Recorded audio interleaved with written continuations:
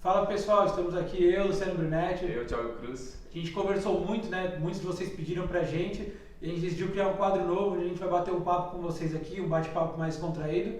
E para começar esse bate-papo de hoje, a gente separou algumas perguntas que vocês fizeram pra gente poder responder e ajudar vocês, né, não, Thiagão? É isso aí, tiveram algumas perguntas que foram feitas no post, né?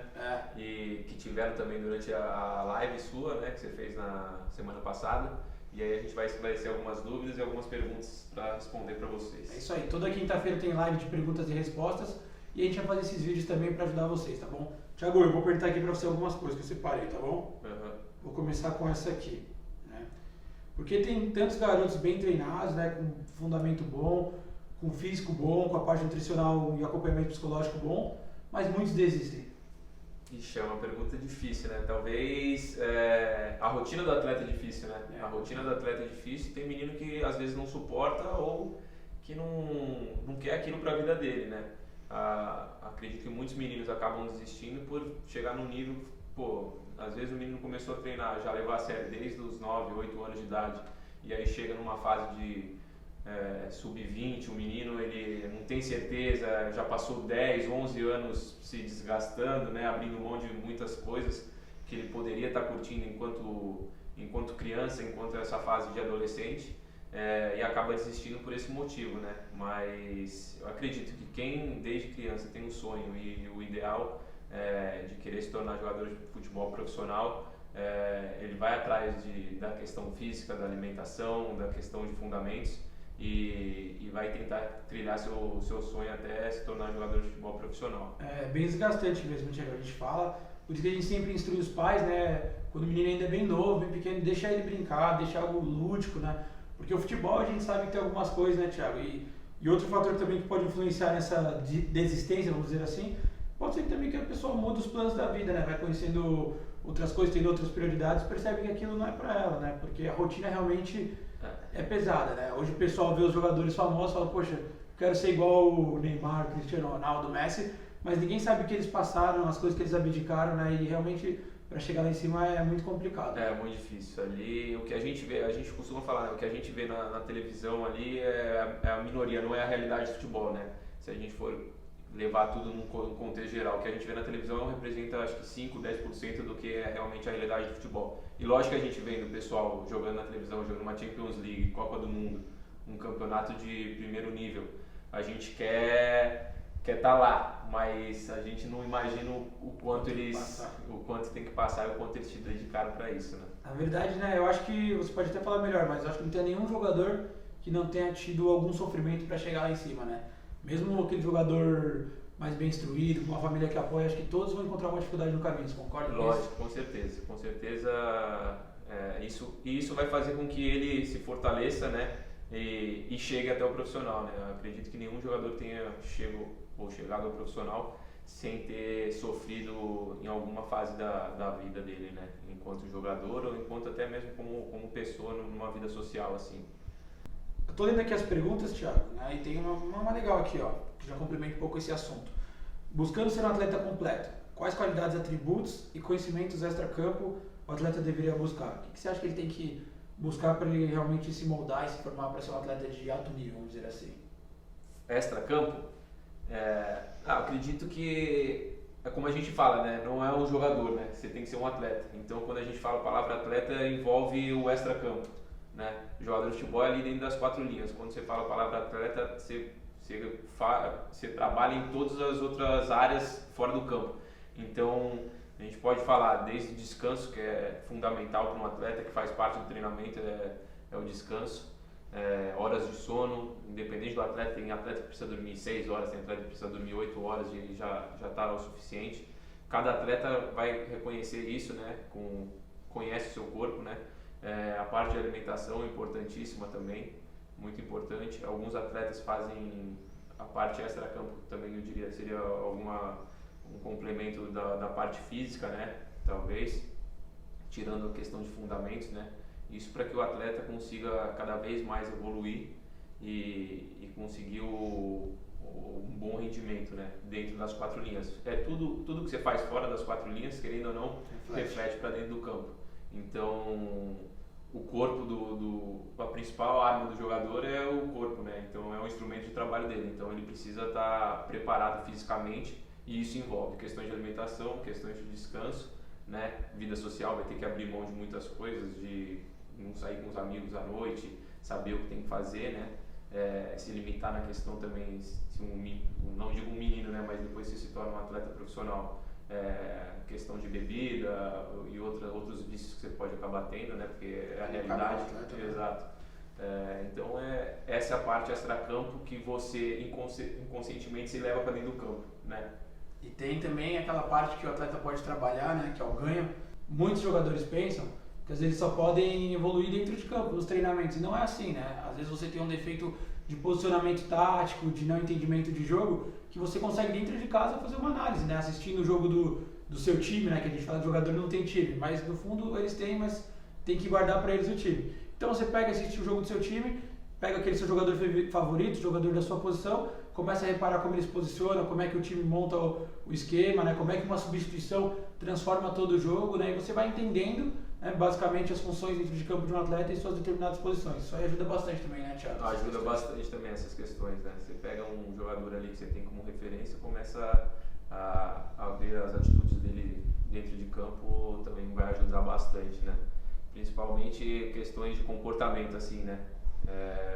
Você vê que talvez ele ajude bastante defensivamente, o comportamento de uma pessoa que não se entrega por qualquer adversidade que tem durante a partida. Então o que a gente fala disso também é da resiliência dele dentro de campo. Então é legal você pegar um jogador como referência, que ele seja um cara que é muito bom dentro de campo quanto fora de campo e você meio que ter ele como um espelho para seguir, né? Aqui, Thiagão, nas perguntas, muitas pessoas estão falando pra gente sobre a parte psicológica do filho, né? Algumas perguntam sobre coaching e tudo mais, mas tem uma pergunta aqui que me chamou a atenção, né?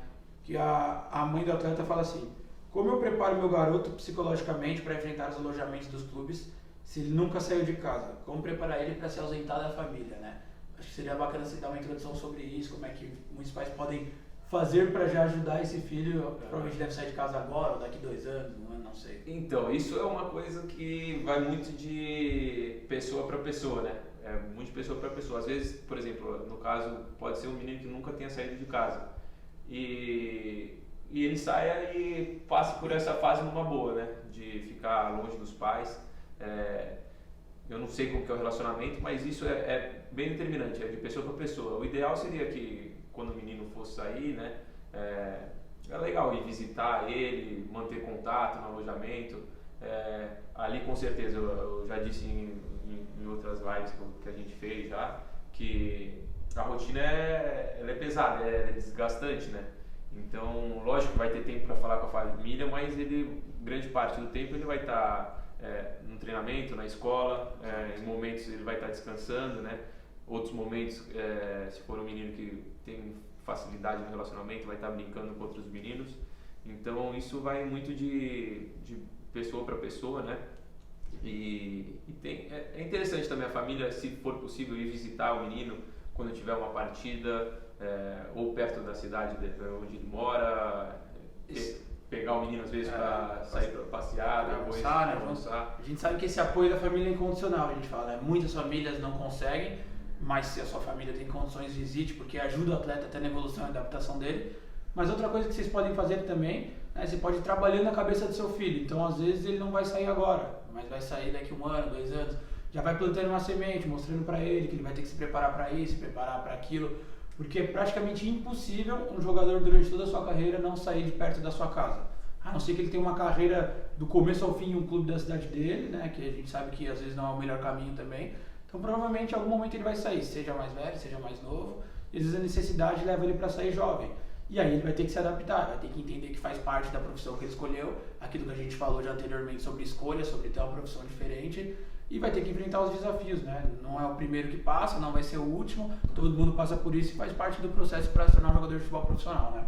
Exato, é isso mesmo. E aí, Thiagão, tem mais perguntas aqui, ainda nesse assunto de psicologia. Um pai perguntou aqui, que ele andou olhando sobre coaching esportivo.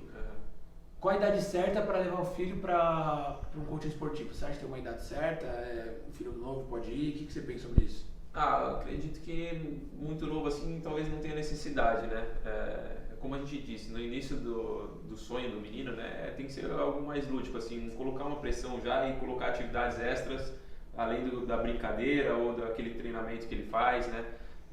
Porque quanto mais atividades extras você vai colocando, acompanhamento alimentar, às vezes o pai já quer colocar desde cedo. É interessante, né? Mas o pai consegue controlar mais ou menos o que o filho come ou não come, né? Então, não tem necessidade de colocar nutricionista, já colocar um coach esportivo, já colocar um personal à parte. Vai fazendo com que o menino, aquela rotina, lógico que o jogador de futebol tem rotina, mas fazendo com que ele treine, depois tem mais outras 3, 4 atividades extras muito cedo, eu acho que não tem necessidade, vai fazer com que o menino, como eu posso dizer, se encha, né? Se sinta pressionado também e fique meio de saco cheio por não estar vivendo algum momento que ele podia estar tendo lazer. Então eu acredito que depois de uma faixa etária, quando você começa a atingir nível, que você começa a jogar competições como o Campeonato Paulista, talvez, ou algum regional de clubes, talvez a partir do sub-15, sub-17, que as competições já começam a ser mais sérias, você já começa a meio que se encaminhar. Quando você está no sub-15 de um time, você já começa a meio que se encaminhar para seguir um sonho, né? Enquanto você está no sub-9, sub-11, sub-13, às vezes não tem necessidade disso. Então, não tem necessidade desse acompanhamento. Às vezes tem uns clubes que já oferecem uma psicóloga, né, para conversar. Lógico que é diferente do coach esportivo, né? Mas eu acredito que muito cedo não tem necessidade, não. Até porque esse coach esportivo normalmente é para atletas de alto rendimento, para se superarem e tirarem o máximo deles, né? E um menino jovem ainda, ele ainda tem muito para tirar, né? Ele ainda não precisa usar essa ferramenta como o seu ganho a mais. É claro que muitos fazem, ajudam os filhos, então também a gente não pode proibir ninguém, a gente sabe que alguns fazem essa escolha e pode ser um caminho também. Porém, o que a gente quer dizer, a mensagem é que assim, você tem que tentar sempre tirar a pressão, né? Se o seu filho é jovem, se o seu filho é novo, porque o ambiente, o sistema já pressiona ele. Principalmente se ele estiver num clube grande, já um clube formador, já vai ter a pressão de concorrência o tempo todo, aí ele vai na escolinha, vai brincar com os amigos do futebol, tem aquela pressão de, ele já joga na base, ele vai ter que jogar melhor que todo mundo. Então ele vai ter pressão em todos os ambientes que ele for, né? E o máximo que você puder reduzir essa pressão dele, vai ser melhor para ele, para um desenvolvimento, para ele poder render mais no futuro e se sentir mais feliz no futebol, que é o que a gente falou, né? Como é um esporte desgastante, se ele for infeliz, na hora que você acha que seu filho está para virar profissional, ele vai desanimar e vai falar, poxa, isso aqui não é para mim. E não é isso que você quer, nem ninguém quer, né? Muito menos ele. Não, e isso acontece em muitos casos, né? Menino que chega no nível de sub-20, primeiro ano de sub-20, fala, não dá mais, não quero mais isso, cansei. Isso é normal acontecer, principalmente nessa faixa etária, assim, 16, 17, 18 anos, é onde ocorre muito isso. Fala, putz, não, acho que não. Então é tentar evitar isso, essa é a importância dos familiares também. Porque eu já vi muitos meninos se desmotivarem e pode conversar com psicóloga, eles já meio que estão decididos, não, acho que isso aqui não é pra mim. Thiago, agora entrando um pouco no assunto de posições, né? Um pai perguntou aqui, na verdade eu vou juntar a pergunta de dois pais, né? Um pai pergunta, que posição meu filho deve jogar sendo canhoto? E outro pai pergunta, que posição deve jogar na categoria sub-9? O que você tem a dizer sobre isso? Bom, a primeira pergunta, sendo do canhoto, ele pode jogar em todas as funções do campo, né? Pode jogar em qualquer posição, talvez não como lateral direito, mas também na linha. Exato, a gente já viu em alguns casos, na seleção brasileira, o Júnior mesmo, né? Ele era destro e jogava na lateral esquerda. O Zeca também, quando estava no Santos, ele era lateral direito e jogava na esquerda. Então você pode jogar goleiro, zagueiro, volante, meia, atacante de lado, meio atacante, qualquer função você pode jogar sendo canhoto. E também, hoje a gente vê, muito comum também, muitos jogadores que são canhotos jogando pela extrema direita, né, do campo. Que tem a facilidade de cortar para o meio do campo e finalizar. Então, como canhoto, você pode jogar em todas as funções, talvez com exceção da lateral direita. Tem algumas posições que realmente são escassas de canhotos, né, Thiago, no futebol, né? Um zagueiro pela esquerda não existem muitos. Não. Né? E zagueiro pela esquerda, quando você vê que ele é canhoto, lógico que também zagueiro vai precisar ter uma boa estatura, né? A questão do biotipo é muito importante para zagueiro e para goleiro principalmente. Mas quando você vê que o zagueiro é canhoto, geralmente você vê que ele é um zagueiro mais técnico, né? Isso aí é natural. Você vai assistir qualquer jogo, independente da divisão, quando você vê que o zagueiro canhoto, geralmente ele é um jogador mais técnico, né, do que um zagueiro destro. Então, o zagueiro canhoto, eu gosto muito de atleta canhoto, né? Eu acho que os atletas canhotos, geralmente, eles têm Um pouco mais de habilidade, né? Um pouco mais de habilidade, mais técnica. Porém, eles têm um pouco mais de dificuldade de usar a perna direita. É uma compensação que o destro ele é mais, vamos dizer assim, adaptável. Exato. Ele consegue fazer mais coisas que o canhoto é um pouco limitado, né? Bom, então, Thiago, adicionando um pouco ainda a parte de posição, né? A gente comenta um pouco sobre o que a gente estava falando. Existe uma posição certa para um atleta sub-9 jogar, sub-11, enfim? Não tem, né? Não tem uma posição certa ainda para um atleta nessa idade. Eu acredito que, lógico que você vai ter uma posição da sua preferência e tudo mais, depende das suas características, mas não vai ser nessa posição que você vai iniciar a sua trajetória e vai ser nessa que você vai terminar também, né? Muitos casos você vai mudando de categoria, vai ter na transição de categoria, o treinador, a comissão técnica te identifica com características para jogar numa função que talvez não era que você estava jogando no ano anterior, na categoria abaixo, então você tem que ir se adaptando, né? Hoje a gente vê muitos atletas no nível já profissional, consolidados já, e se tornaram jogadores naquela função que desempenham outras funções, né? Tem, por exemplo, o caso do Felipe Melo. Quando ele subiu para o Flamengo, ele era um meia atacante, era mais um meia, né? Mas depois ele se tornou volante, fez a carreira inteira dele como um volante, né? Se tornou muito conhecido como volante e agora ele está jogando como zagueiro no Palmeiras, então não tem muito essa questão. Tem muitos casos assim, né? Rodrigo Caio, né, que começou como volante, Marquinhos que no Roma era lateral direito, né? Exato. O Marquinhos também é um caso interessante. O Marquinhos sempre foi zagueiro na base, né? Quando ele subiu pro profissional, ele continuou como zagueiro, mas na Roma ele começou a jogar como lateral direito, ganhou espaço e voltou para ser zagueiro. Então, já chegou a ser volante no PSG agora. O treinador e a comissão técnica gostam de jogadores versáteis, né? Então, quanto mais versátil você for, mais informações você conseguir colher enquanto atleta de base, o que você tem que fazer, qual é a função que tem que desempenhar cada posição dentro de campo, melhor vai ser. Então, é natural você ir mudando de categoria, tendo a transição, a comissão te identificar numa outra posição, você tem que ir se adaptando e se modelando conforme o estilo de jogo, né? Até porque, né, o atleta ele vai se moldando, né, se formando não só o seu corpo como suas características ao longo dos anos, né? Então hoje um atleta que ele é muito veloz, pode ser que no futuro não seja, né? Pode ser que ele fique mais lento por conta do seu corpo se desenvolvendo, né? Hoje um atleta que é muito bom na parte de drible, pode ser que no futuro ele não seja mais tão bom no drible, seja melhor em outras características, né? Então, os treinadores vão moldando os atletas conforme suas características, né? É claro que um atleta que possivelmente foi um zagueiro de marcação a vida inteira não vai ser um ponta velocista amanhã, da noite pro dia. Isso não, claro que tem exceções, né? Claro. Mas é possível sim você ir mudando de posição, mas não nesse nível assim, drasticamente. O centroavante virar um goleiro, por exemplo, né? A gente sabe que... Mas, por exemplo, o Cristiano Ronaldo, quando iniciou a carreira, ele era um jogador de beirada, né? Exato. Um jogador de beirada com muita velocidade e extrema habilidade. Hoje ele já é um centroavante, né? Finalizador,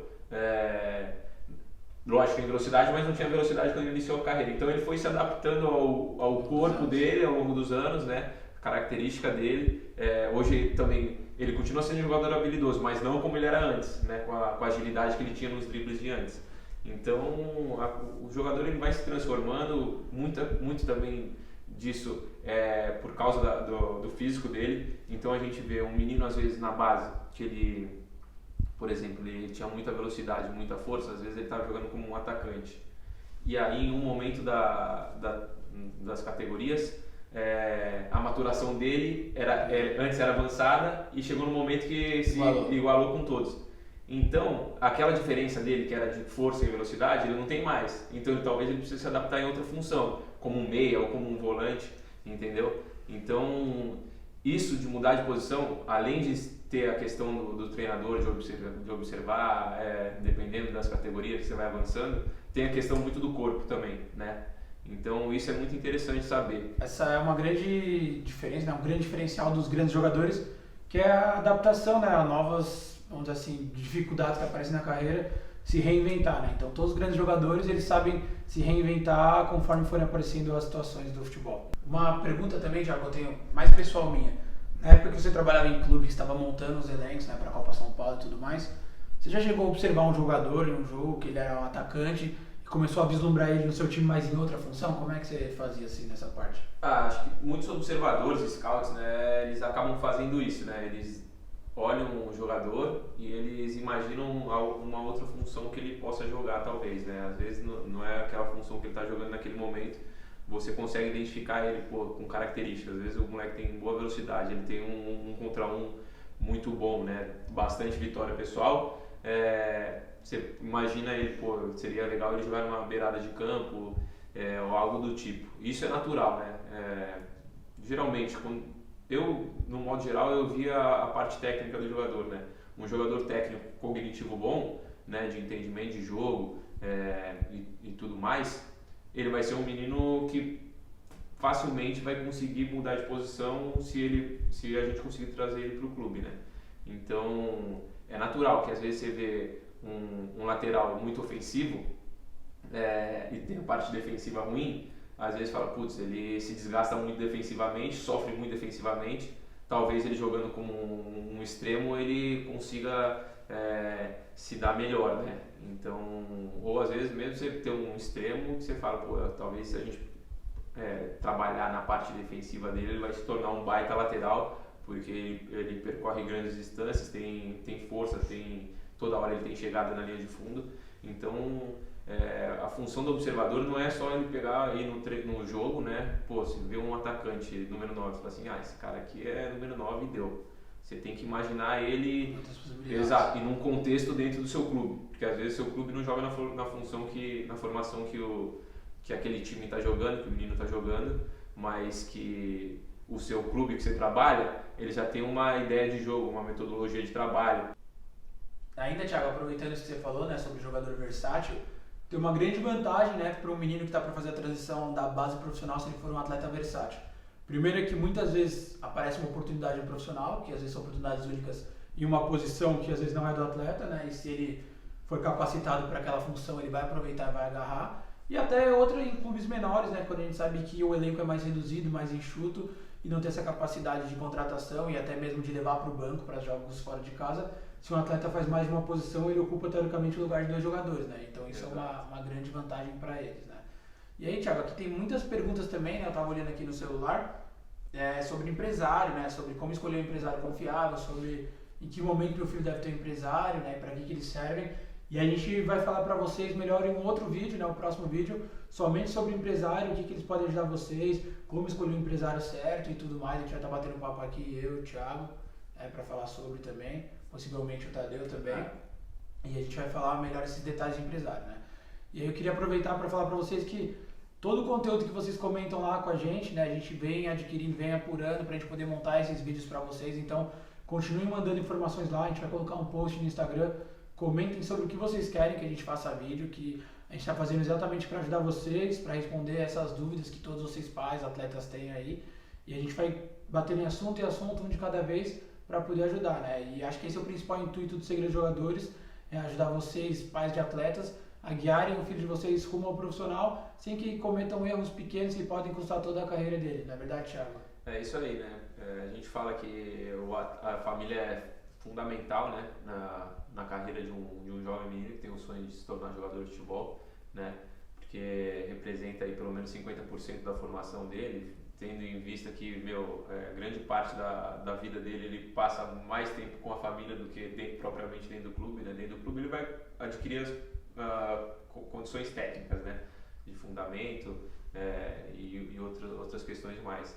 Mas a família é fundamental participar das questões psicológicas, mentais, comportamentais também, né? Extracampo, relacionamento com diretoria, relacionamento com comissão técnica, o perfil geralmente. O atleta ele tem o perfil do pai ou da mãe, o caráter, né? Do exato, atleta, da educação. Exato, tem todos esses princípios, né? De questão da índole também, né?